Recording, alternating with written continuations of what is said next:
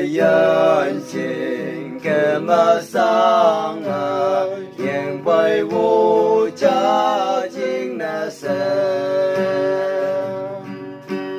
阿夢將到來咪耶能，因你不難紅利耶，哈利路。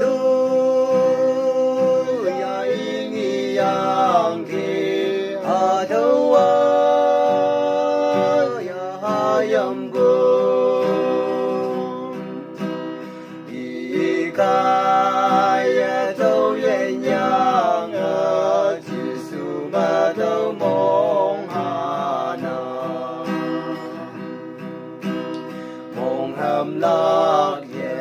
nang tao ye hu a bui Giêsu a sep si ye ni bu ya ha a te fa sa ji tao i xin ngô na Hallelujah.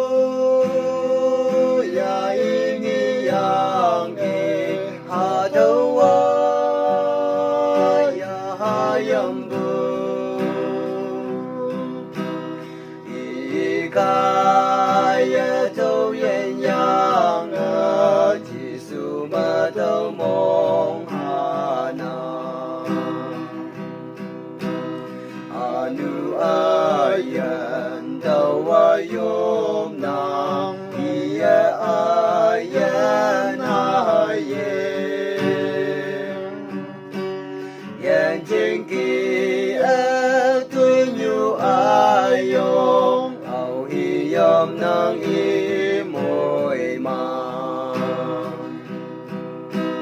Hallelujah ingi yang ki hadawa ya hayambu ikaya tâu yen yang Giêsu ma tâu mong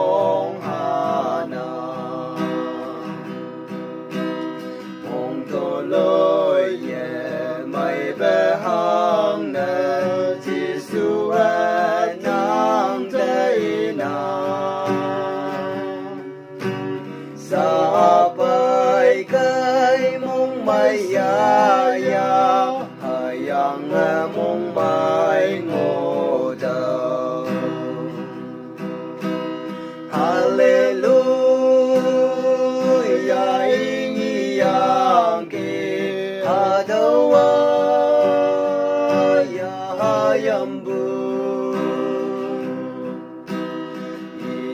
Kaya tâu yen yang Giêsu ma tâu mô